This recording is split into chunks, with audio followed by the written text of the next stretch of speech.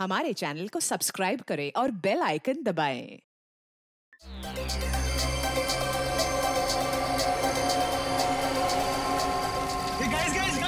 Guys हम लोग कितना खुशनसीब है कि अब से कुछ ही देर में हम लोग वीडियो शावर देखेंगे और वो भी एकदम लाइव।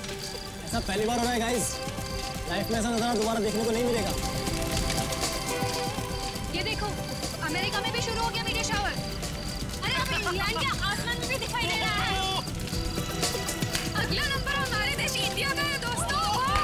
तैयार हो जाओ आसमान में प्रकृति की आतिशबाजी देखने के लिए। वो देखो शुरू हो गया।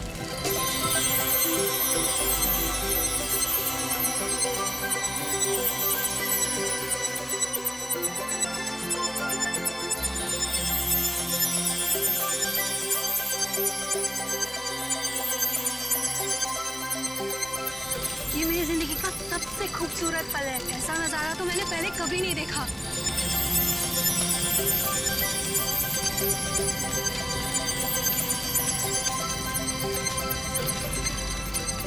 ए गाइस, वो देखो आसमान से शायद कुछ गिर रहा है। ये कहीं किसी मीटियोर का हिस्सा तो नहीं है? वो देखो वहां गिरा, चलो देखते हैं।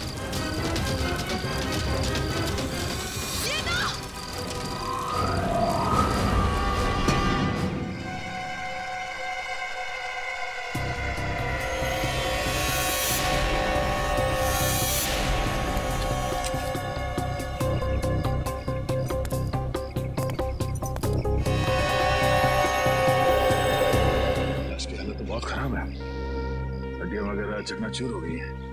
हाँ सर, लेकिन ऐसा तो तभी हो सकता है जब कोई काफी ऊंचाई से गिरा हो। लेकिन सर यहाँ कोई बिल्डिंग तो है नहीं, चारों तरफ खुला मैदान ही है। लाश आसमान से गिरी है, वरना इसकी इतनी बुरी हालत नहीं होती।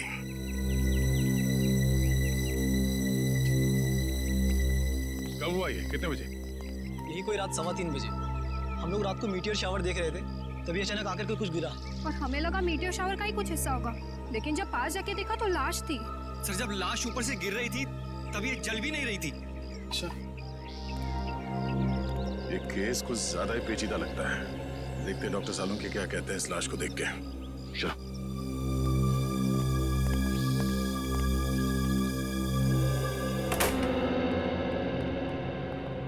अरे सालुंके साहब, कुछ पता चला? हाँ, फिलहाल तो इस आदमी की उम्र पता चली है, और वो भी डॉक्टर तारिका ने ही पता किया होगा।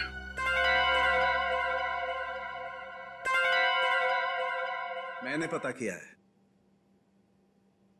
आपने किया है? जी हाँ। कोई शक है आपको? नहीं, शक की क्या बात है। आपने पता किया होगा तो ठीक ही किया होगा। वैसे क्या क्या पता क्या किया आपने? पता ये किया कि इस आदमी की उम्र 120 साल है। क्या 120 साल का बुजुर्ग आदमी इतनी ऊंचाई से गिर के मर गया? क्यों? कहीं लिखा हुआ है कि 120 साल का आदमी ऊंचाई से नहीं गिर सकता? आप लोगों से कुछ गलती तो नहीं हो गई? आप एक काम कीजिए, तारिका जी से कंफर्म कर लीजिए। बताओ भाई ने। हाँ अभिजीत, इनके एक्सरे स्कैन्स देख लो। देखो, ये देखिए, इनकी हड्डियां काफी कमजोर हो चुकी थी, जैसे कि उम्र के साथ साथ होता है। और टिश्यूज को हुए नुकसान को देखकर हमने अंदाजा लगाया कि इनकी उम्र तकरीबन 120 साल के आसपास रही होगी। अच्छा, वैसे कितनी ऊंचाई से गिरे होंगे ये? फिलहाल ये बता पाना मुश्किल है। सर हो सकता है इस आदमी को किसी हवाई जहाज से फेंका गया। सर वो केस याद है ना आपको, जब एक लाश को हेलीकॉप्टर से फेंका गया था?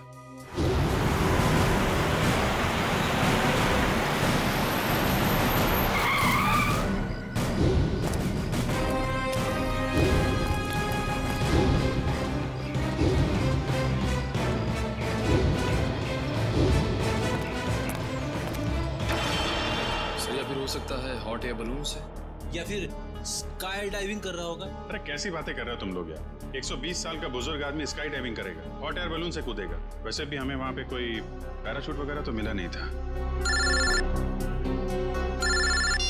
हेलो, जली हुई चीज समुद्र में गिरी है, लाश के पास वाले इलाके में? ठीक है, पहुंचते हैं हम।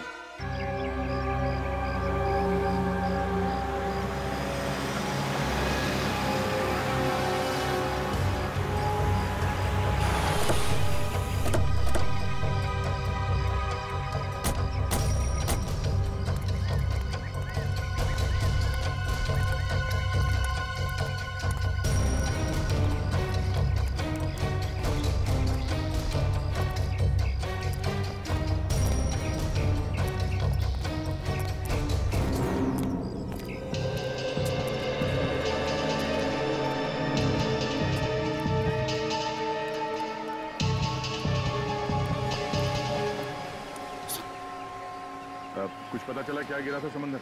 नहीं सर, समुद्र में क्या गिरा अब तक कुछ पता नहीं चला। अच्छा, पहली बार किसने देखा था उस चीज को समुद्र में गिरते हुए? शंकर ने। कह रहा था कि जब वो अनोखी चीज समुद्र में गिरी तो वो बॉम्ब की तरह फट गई और उसमें से चिंगारियां भी निकली। सर हो सकता है ये कोई बॉम्ब ही है, शायद किसी ने ऊपर से फेंका। नहीं सचिन, कोई समुद्र में बॉम्ब क्यों गिराएगा? बात कुछ और ही है। वो ना हो तो इसका उस लाश के साथ जरूर कुछ संबंध है। ये शंकर कहाँ? सर वो रहा सर।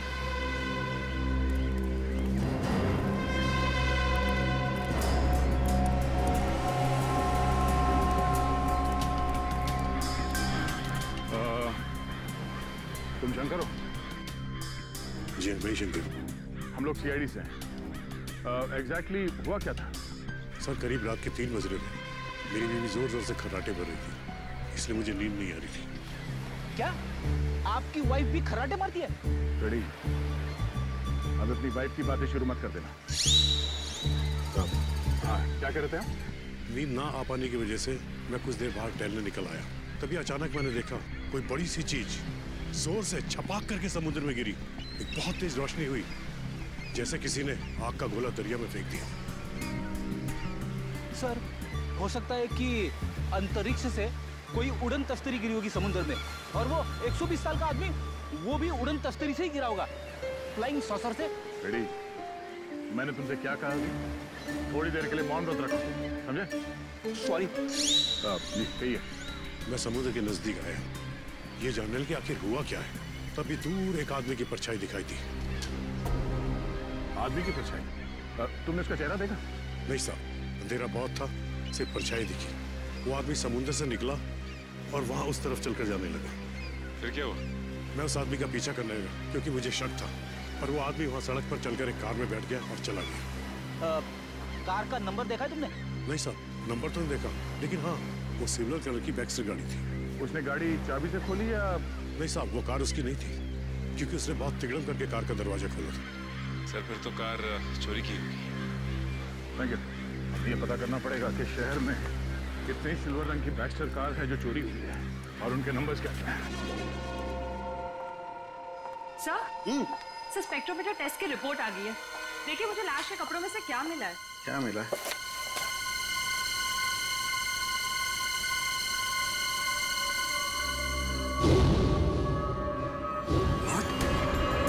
Rocket fuel? हाँ सर। अरे लेकिन तारिका, रॉकेट फ्यूल तो स्पेस क्राफ्ट को स्पेस में भेजने के लिए इस्तेमाल होता है। सर कहीं आदमी रॉकेट में होगा तो? नहीं, रॉकेट में होगा तो भी क्या है, रॉकेट में होने से इसके कपड़ों पर रॉकेट फ्यूल कैसे आ सकता है Tarika? It is not possible. नहीं, ये कुछ और ही चक्कर है। क्या? Oh my god, oh my god, ये कैसे हो सकता है? वो कैसा? ये मैंने क्या कर दिया है? अब देखना, वो प्रद्युमन वो मेरी मजाक उड़ाएगा, आग बबूला हो जाएगा मुझसे। यार ये ऐसी गलती मैं कैसे कर सकता हूँ? गलती? कौन सी गलती सर? आने के लिए उस समुद्र में जो खास चीज गिरी थी उसके बारे में क्या पता चला? सर अब तक तो कुछ पता नहीं चला है सर लेकिन गोताखोर लगे हुए हैं। सर समुद्र का वो हिस्सा काफी गहरा और खतरनाक है, इसलिए गोताखोरों को काफी दिक्कतों का सामना करना पड़ रहा है। बॉस, अभी तो और भी दिक्कतों का सामना करना पड़ेगा। और भी दिक्कतों का मतलब क्या डॉक्टर साहब आपका? मतलब ये अभिजीत के मुझसे बहुत बड़ी गलती हो गई है। गलती? ऐसी क्या गलती कर दी सर आपने? दया, अगर प्रद्युमन ये वादा करे कि वो मुझसे नाराज नहीं होगा तो मैं बता सकता हूँ। नहीं, अरे मैं नाराज क्यों हूँगा? मैं तो मिठाई बांटूंगा, क्योंकि the great intelligent and genius doctor Salunkhe ने जिंदगी में पहली बार अपनी गलती मान ली। तो डॉक्टर साहब बताइए, क्या गलती की आपने? गलती दरअसल मुझसे ये हुई है कि उस आदमी की उम्र 120 साल नहीं है। क्या? 120 साल की नहीं है? नहीं। तो फिर क्या उम्र होगी उसकी? लगभग 50 साल। क्या साळुंखे, तूने 50 साल के आदमी को 120 साल का बना दिया? इतनी बड़ी गलती की तूने? यार दरअसल उस आदमी की हड्डियां तो यही बता रही थी कि उसकी उम्र 120 साल की होनी चाहिए, मगर स्पेक्ट्रोमीटर टेस्ट के बाद उसके कपड़ों पर मिला रॉकेट फ्यूल ये बता रहा है कि ये आदमी 4-5 महीने अंतरिक्ष में रहकर आया है। क्या उसके कपड़ों पर रॉकेट फ्यूल मिला? हाँ, और अंतरिक्ष में हड्डियों की डेंसिटी हर महीने 2% घटती जाती है। मतलब लाश अंतरिक्ष में से गिरी है? नहीं ब्रेडी, लाश अंतरिक्ष से अगर गिरती तो जल जाती, धरती पर पहुंचने से पहले ही उसके चीथड़े उड़ जाते, मगर ऐसा हुआ नहीं। मतलब ये लाश किसी स्पेसक्राफ्ट से गिरा है जब वो धरती पे वापस आ रहा होगा। मगर दया, हमारे देश से कोई स्पेसक्राफ्ट तो किसी इंसान को लेकर अंतरिक्ष में गया ही नहीं। फिर भी अभिजीत, हमें पता तो लगाना ही पड़ेगा कि है कौन ये, और फिर वो गिरा तो गिरा कहां से और कैसे, और ये तो हमें हमारी स्पेस एजेंसी ही बता सकती है। हेलो सर, मैं यहाँ का डिप्टी डायरेक्टर हूँ, हरीश मेरा नाम है। कहिए। हरीश जी, हम यहाँ पर एक ऐसे आदमी के सिलसिले में आए हैं जिसका खून हुआ है, मगर उसने अंतरिक्ष में 4-5 महीने गुजारे हैं।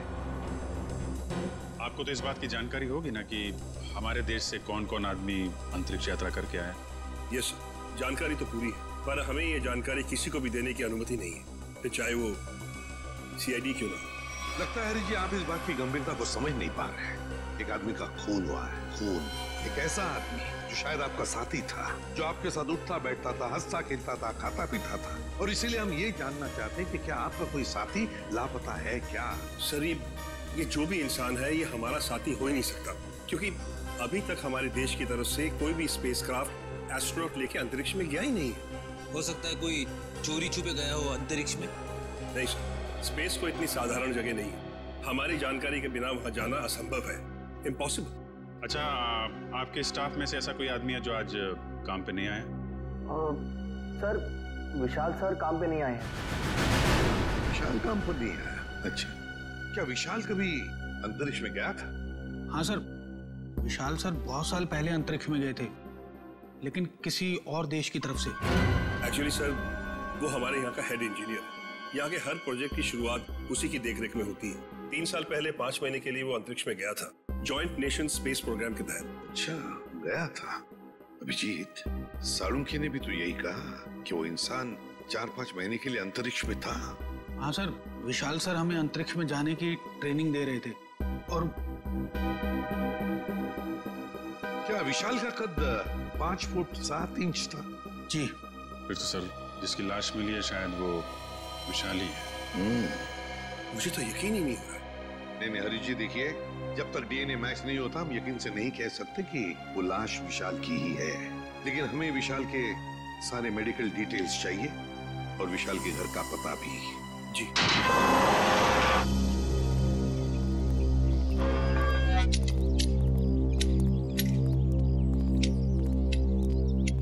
सुनिए,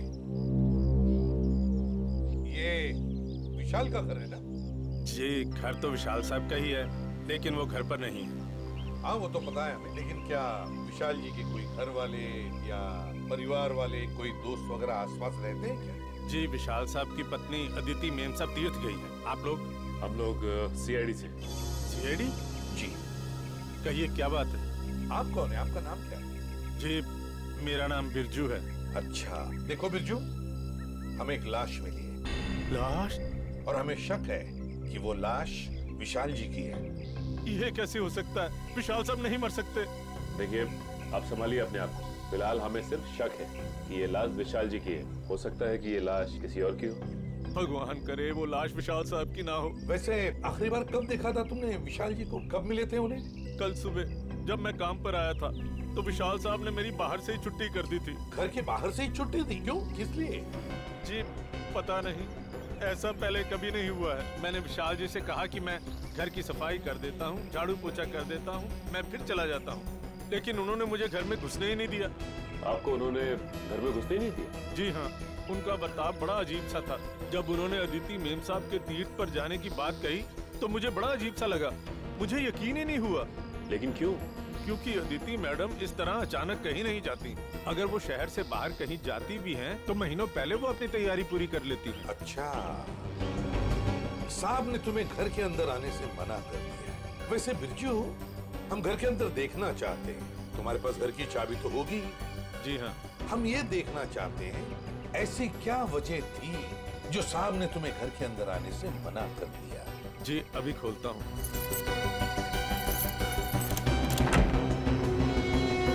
आइए साहब। सचिन, घर को अच्छी तरह से देखते हैं, देखते कुछ मिलता है क्या। चलो।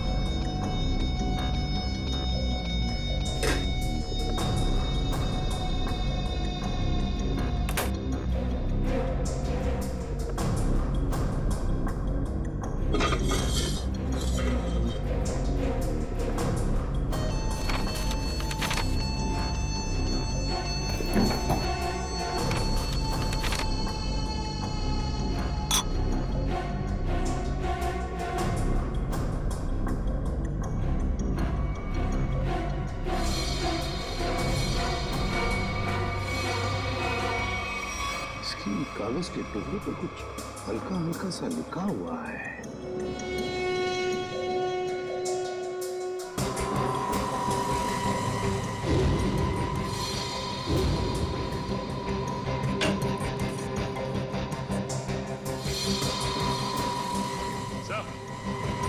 हाँ सच।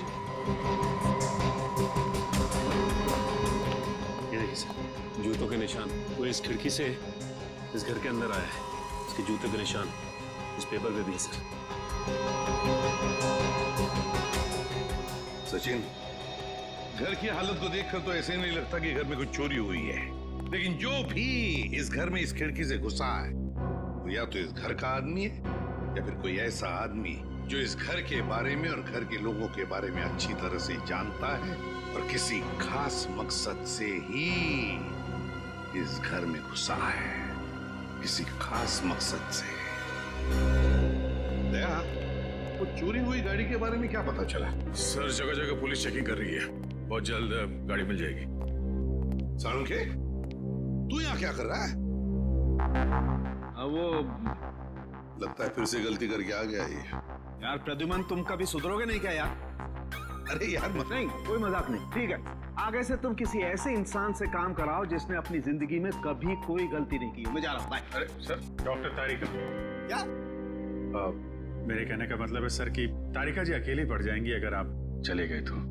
अच्छा, तो मतलब आपको तारिका जी की फिक्र है, सालुके की फिक्र नहीं है ना? ठीक है, तो मैं जा रहा हूँ। ठीक है, बाय। यार लेकिन जो बात बताने के लिए आया था वो तो बता के जा। वो आप इनकी डॉक्टर तारिका जी से पूछ लीजिएगा। मैं जा रहा हूँ, बाय। अच्छा ठीक है, बाय। 1 मिनट में वापस आ जाएगा। हाँ दया, देखा? देखो दया, मैं ना सिर्फ और सिर्फ तुम्हारी वजह से वापस आया।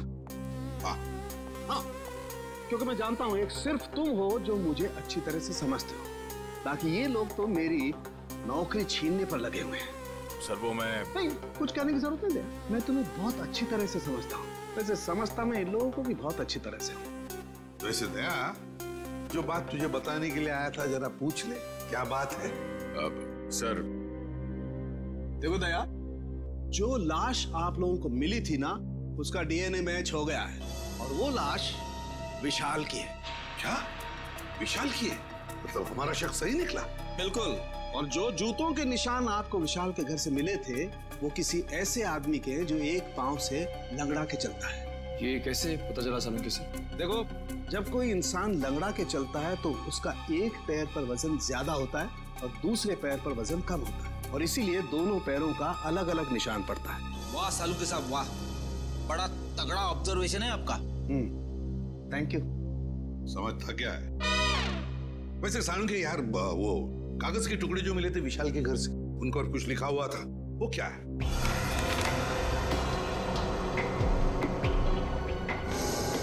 वो ये था, अगर तुमने जुबान खोली तो जान से जाओगे। विशाल को धमकी? लगता है विशाल कोई राज जान गया था सर, और इस राज की कीमत उसे अपनी जान गंवा के देनी पड़ी। सर खूनी जरूर इस स्पेस एजेंसी का ही कोई होगा सर, या फिर आसपास का कोई होगा, वरना स्पेसक्राफ्ट या हवाई जहाज से उसे नीचे फेंकना मुश्किल है सर। बिल्कुल वैसे ही हुआ होगा। बॉस, अभी सालुके के सुरागों की पोटली खाली नहीं हुई है। और भी कुछ बाकी है क्या? हाँ, एक ऐसी चीज जो आपको खूनी के एकदम नजदीक तक ले जाएगी। तो बताइए ना डॉक्टर साहब। देखो दया, इन लेटर्स को गौर से देखो। इस आदमी ने ये लेटर्स कैपिटल में लिखे हैं ताकि अपनी हैंडराइटिंग को छुपा सके, लेकिन इनको जरा गौर से देखो। ये लेटर्स कहीं कहीं पर हिले हुए हैं, कमजोर है। मुझे लगता है इस आदमी का हाथ कांपता था जब ये लिखता था। कमाल है सर, धमकी भरा खत लिखता है और लिखते वक्त हाथ भी कांपता है। डर की वजह से? बिल्कुल सही फ्रेडी, डर की वजह से ही। दरअसल इसके हाथ में कोई तकलीफ थी, न्यूरोटिक तकलीफ। जब ये डरता था, इस आदमी का हाथ कांपता था। जब इसने ये नोट लिखा, ये डरा हुआ था, इसीलिए इसका हाथ कांप रहा था और ये अक्षर इस तरीके से बने। हाथ में तकलीफ? विशाल सर बहुत साल पहले अंतरिक्ष में गए थे, लेकिन किसी और देश की तरफ से। सर वो घटोत्कच, विशाल का असिस्टेंट। विशाल कुछ लोगों को ट्रेनिंग दे रहा था अंतरिक्ष में जाने के लिए। ये घटोत्कच भी उनमें से एक था। मगर अभिजीत, अंतरिक्ष में जाने के लिए वो आदमी मानसिक तौर पर और शारीरिक तौर पर बिल्कुल फिट होना चाहिए, हट्टा कट्टा होना चाहिए। इस घटोत्कच को क्यों सिलेक्ट किया गया? उसके तो हाथ में तकलीफ। और घटोत्कच के इस कमजोरी के बारे में विशाल को पता चला, इसलिए शायद घटोत्कच ने विशाल को अपना मुंह बंद रखने के लिए उसे जान से मारने की धमकी दी होगी। ये हो सकता है। रजत, क्या? देखो, सभी पुलिस स्टेशन में खबर कर दो, उसकी फोटो भिजवाओ, सब जगह नाकाबंदी करवा दो। ओके? क्या हुआ? सर, ये विशाल की पत्नी अदिति, ये किसी तीर्थ यात्रा पे नहीं गई है। उसने किसी भी बस, ट्रेन या फ्लाइट की टिकट बुक नहीं करवाई। वो गायब है। अदिति गायब है? गायब है अदिति? तो फिर ये गई कहाँ? और फिर विशाल को मारा किसने और क्यों मारा? इन सारे सवालों का जवाब तो अब घटोत्कच ही देगा। घटोत्कच।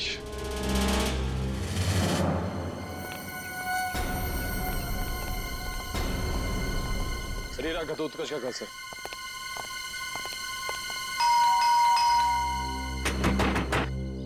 दरवाजा खोल ही नहीं रहा है। पीछे से कुछ आवाज है? हाँ।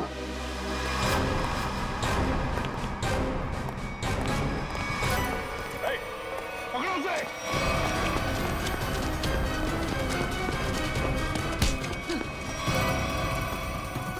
सीआईडी से भाग रहा है? कहाँ भाग रहा है? मुझे छोड़ दीजिए सर, मैंने कुछ नहीं किया सर। कुछ नहीं किया तो भाग क्यों रहा था? है? मैं जानता था सर कि आप लोग मुझ पे शक करेंगे। आप लोग मुझ पे शक करेंगे? शक नहीं करेंगे तो क्या पूजा करेंगे? हाँ? तुमने विशाल को चिट्ठी भेजी थी ना, धमकी भरी। अगर तुमने अपना मुंह खोला तो जान से जाओगे। भेजी थी या नहीं? बोल। हाँ सर, वो खत मैंने लिखा था सर, लेकिन वो मेरी भूल थी जो मैंने गुस्से में की थी सर। मैंने विशाल सर को नहीं मारा था। ऐसी कहानी हम लोग बहुत सुन चुके हैं, समझे? मैं सच कर रहा हूँ सर, मैं तो 3 दिन पहले विशाल जी के घर पे गया था उनसे माफी मांगने के लिए। तुम यहाँ पर क्यों आए हो? देखिए विशाल जी, मैं आपसे अपनी उस चिट्ठी के लिए माफी मांगने के लिए आया। उस वक्त मैं शराब के नशे में था और शराब के नशे में ही अक्सर सच्ची बात जुबान पर आ ही जाती है। देखिए आप ऐसा मत कहिए, आप न सिर्फ मेरे दोस्त हैं बल्कि मेरे मार्गदर्शक भी हैं। अगर आपने मुझे माफ ना किया तो मैं अपनी नजरों में ही गिर जाऊंगा। ठीक है, मैंने तुम्हें माफ किया। देखिए आप कुछ परेशान नजर आ रहे हैं। परेशान? नहीं, मुझे काहे की परेशानी है?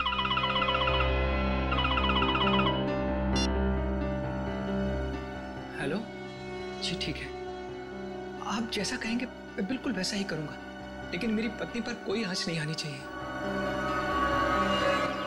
आदिति किडनैप हो गई और फिर किडनैपर आदिति को कोई नुकसान ना पहुंचाए, इसलिए विशाल ने ऐसी कहानी बनाई कि आदिति तीर्थ यात्रा पर चली गई। दया का फोन आ गया। अच्छा, चोरी की गई गाड़ी का पता चल गया। एक्सीलेंट।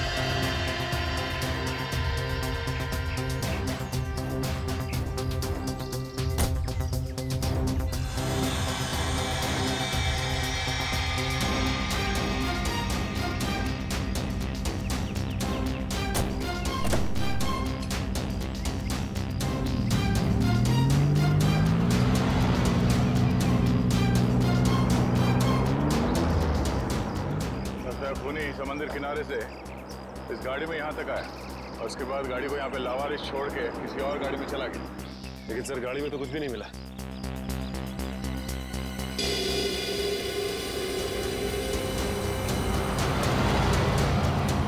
ये देखो, सीसीटीवी कैमरा लगा हुआ है इस ट्रैफिक पोस्ट पे। जरूर उस खूनी का चेहरा इस कैमरे कैद हो गया होगा। एक लिए काम करो, आरटीओ को कांटेक्ट करो और इस कैमरे की फुटेज ले लो। सर हेलो, क्या अदिति मिल गई? कौन सा हॉस्पिटल में? हेलो सर, मैं इंस्पेक्टर प्रशांत। मैंने ही आपको फोन किया। अच्छा, अदिति की तबीयत कैसी है? सर उन्हें गोली लगी थी। गोली लगी थी? जी हाँ, उनका ऑपरेशन हुआ है, अब वो खतरे से बाहर है। लेकिन ये आदिति मिली कहाँ तुम लोग को? सर हम लोग पेट्रोल पे थे। Hello control room. Yes sir, यहाँ सब कुछ ठीक है सर, ओवर। अरे राघव, वो देखो, इसे औरत को जबरदस्ती ले जाया जा रहा है। कहीं अदिति तो नहीं जिसकी फोटो सीआईडी ने भेजी थी हर जगह ढूंढने के लिए? हो सकता है। चलो देखते हैं। पीछा करो उसका। चलो जल्दी। एक काम करो, सायरन बंद रखो ताकि उन्हें पता नहीं चले कि हम लोग उनका पीछा कर रहे हैं। वो रहे।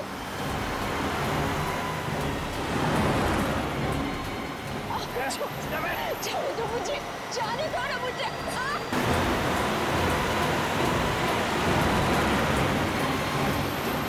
कैसे भी पकड़ना है उन लोगों को। पीछा करो जल्दी। देखो।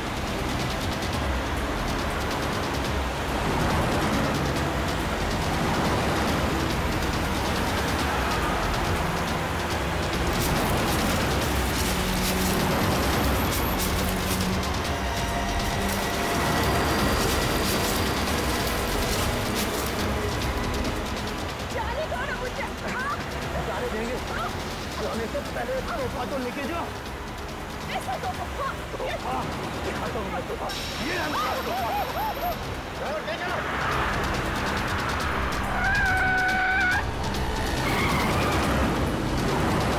और तेज ड्राइवर।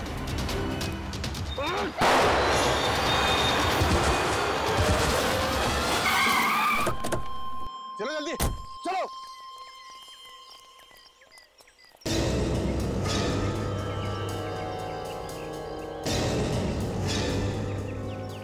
नो, ये तो आदिति ही है।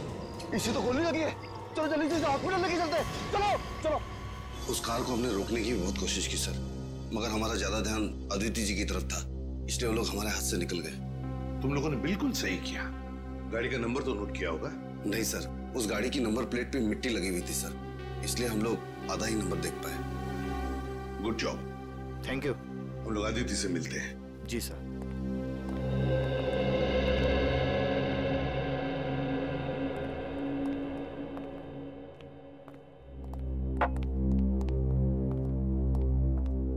अदिति, अब कैसी हो? ठीक हूँ। आप कौन? मैं एसीपी प्रद्युमन, सीआईडी से। सीआईडी से? मेरे पति कहाँ हैं? बहुत जल्दी आ जाएंगे। बस एक बात बताओ, ये सब कैसे हुआ तुम्हारे साथ? 2 दिन पहले जब मैं सब्जी मंडी से घर लौट रही थी, कुछ लोग मुझे अपने गाड़ी में डालकर साथ ले गए। उनमें से किसी का चेहरा देखा आपने? नहीं, उन्होंने अपने चेहरे पर मास्क डाल रखा था। ओह, मास्क पहन रखा था। वैसे कहाँ लेकर गए वो तुम्हें, कुछ बता सकती हो? पता नहीं, उन लोगों ने मुझे कुछ खिलाकर बेहोश कर दिया था। एक अंधेरे कमरे में रखा था और वो मुझे विशाल के काम के बारे में सवाल पूछ रहे थे। विशाल के काम के बारे में? तो तुमने क्या कहा? मैंने उन्हें कहा कि विशाल अपने काम के बारे में मुझसे कोई बातचीत नहीं करते, लेकिन उन्हें लगा कि मैं झूठ बोल रही हूँ। नहीं आदित्य, देखो जिन्होंने भी ये किया है ना तुम्हारे साथ, उनको हम कड़ी से कड़ी सजा दिलवाएंगे, ये मेरा वादा है। आप उन्हें मत छोड़िएगा, वो लोग देशद्रोही हैं।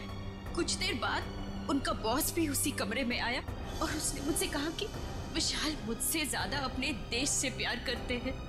मैंने उन्हें जवाब दिया कि मुझे गर्व है कि विशाल पहले एक अच्छे नागरिक है और फिर एक अच्छे पति।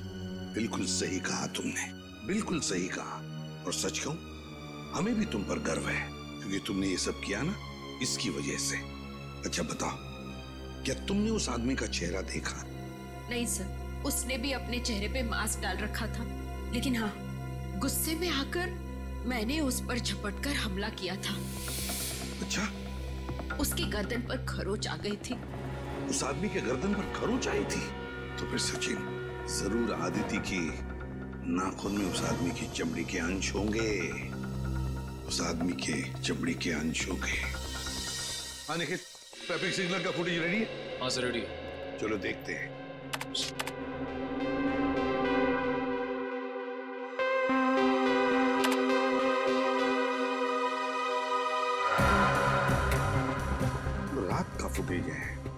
समझ में नहीं आ रहा है।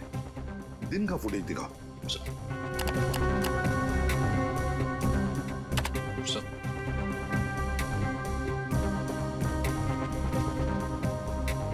कोई आदमी गाड़ी की तरफ चलते हुए आ रहा है। निखिल, पॉज करो, रिवाइंड करो और फिर से प्ले करो।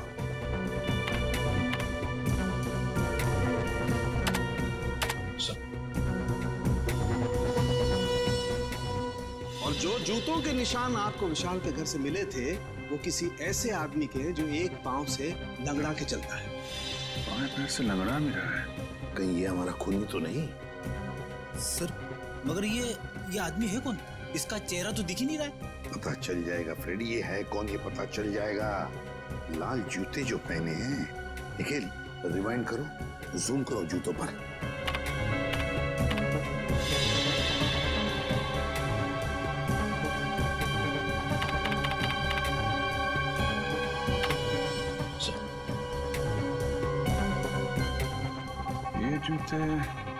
ये जूते मैंने कहीं देखे हैं सर। देखे? कहां पर? किसके पैरों में? सर आज विशाल सर नहीं आए। समीर, विशाल का असिस्टेंट सर, और वो लंगड़ा के भी चल रहा था। विशाल का असिस्टेंट समीर। अरे दरवाजा तो खुला ही है। माय गॉड, खून! चक्कर ना रहना, लगता है किसी को घसीट के ले जाया गया है यहां से उस तरफ।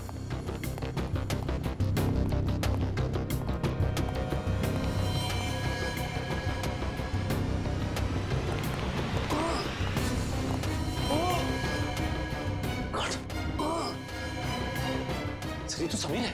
जल्दी से एम्बुलेंस बुला। समीर, घबराओ, देखो हम लोग सीआईडी से। हेलो, एम्बुलेंस बुला लिया हमने। क्या क्या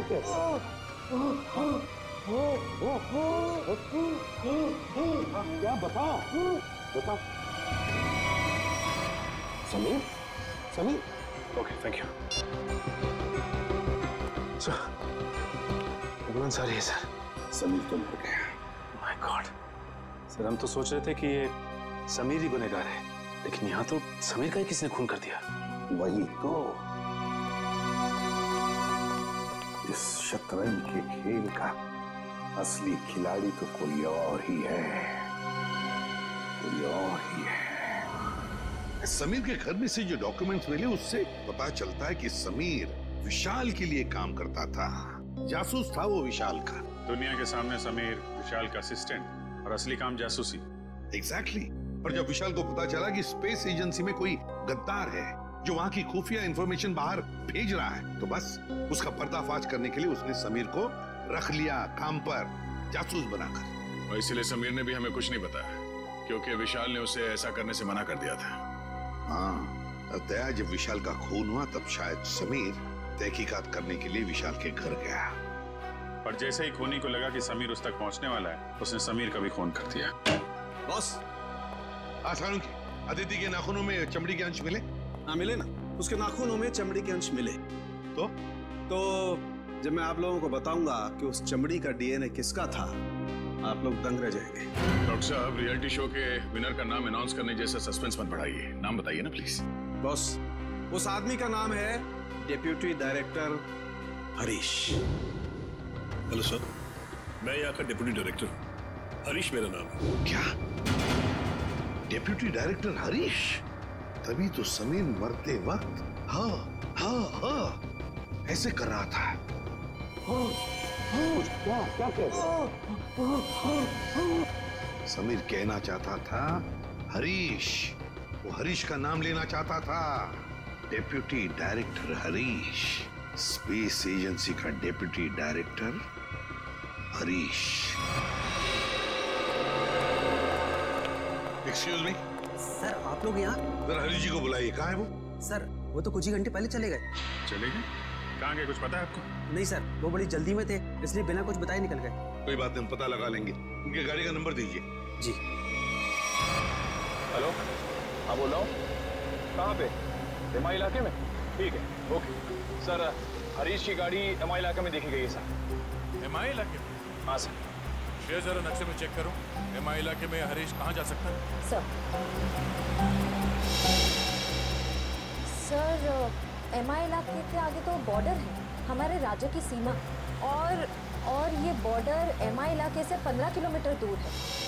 तो ये उड़ान भर के हरीश अपना घोंसला कहीं और बनाना चाहता है। और सर उड़ान भरने के लिए पास में ही एक रनवे और एयरफील्ड भी है।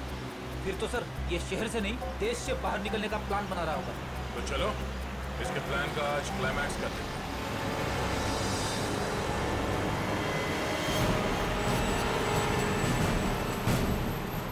सर वो देखिए हरीश की गाड़ी है।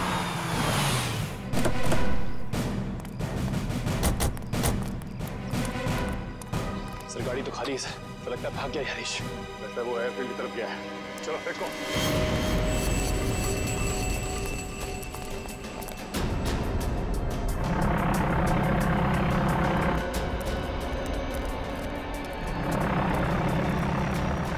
सर उसका प्लेन तो टेक ऑफ करने वाला है। सर अगर ये विदेश चला गया तो इसे पकड़ना और भी मुश्किल हो जाएगा। कहीं नहीं पहुंचेगा ये। Oh no.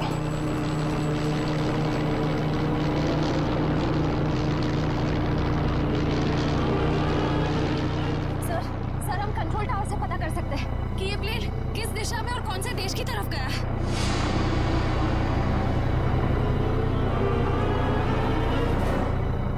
पता तो कर सकते हैं श्रेया, मगर क्या सर?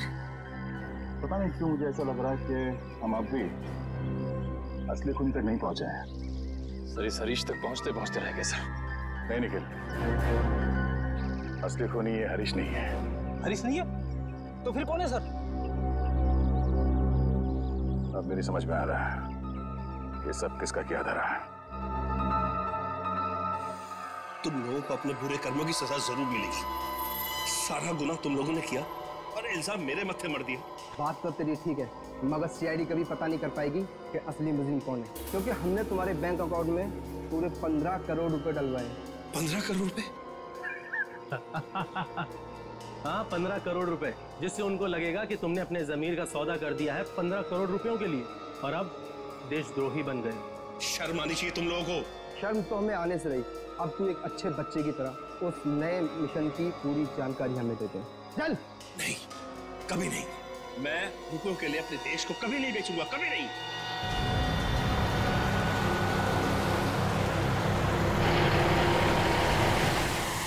देख, मैं तुझे आखिरी बार बोलता हूँ, बता दे, जिंदा छोड़ दूंगा तुझे, वरना तुम्हारे मरने के बाद वो जानकारी तो हम हथिया ही लेंगे। एक गद्दार की जिंदगी जीने से एक देशभक्त की मौत मरना मुझे ज्यादा गवारा है, समझे तुम लोग? हाँ, मगर अफसोस, कानून और देशवासियों की नजरों में तू हमेशा एक गद्दारी कहलाएगा। नहीं रहेगा। कोई अपनी जगह से नहीं लेगा। चल नीचे, हाथ खोलो, उठ। बस।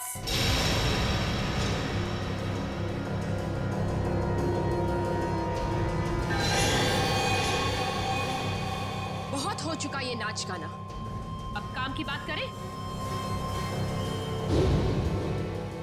हाँ, काम की बात भी हो जाएगी। अदिति, तुम लोग मुझे देखकर चौंके नहीं?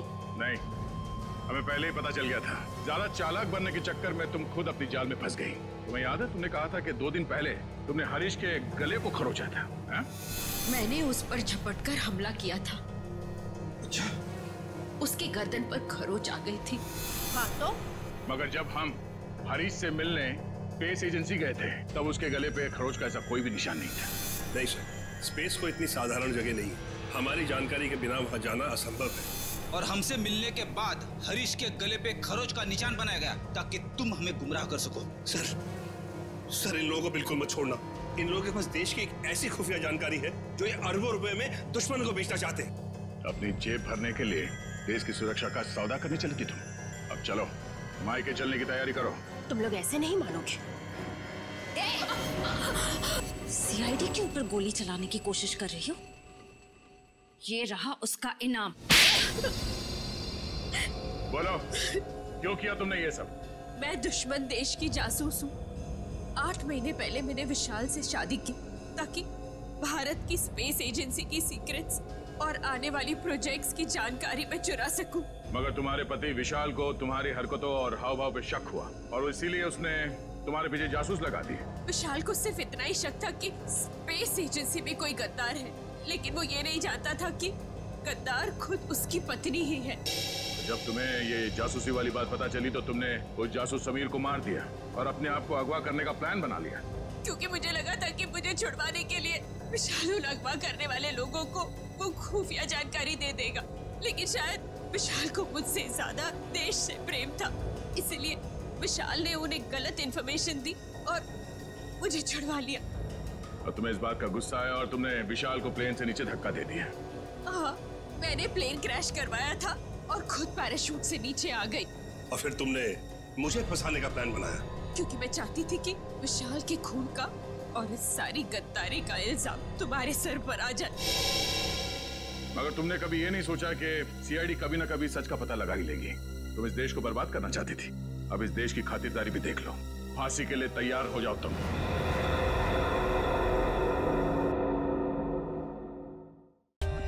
For more updates, subscribe to our channel, click the show links and enjoy watching the videos.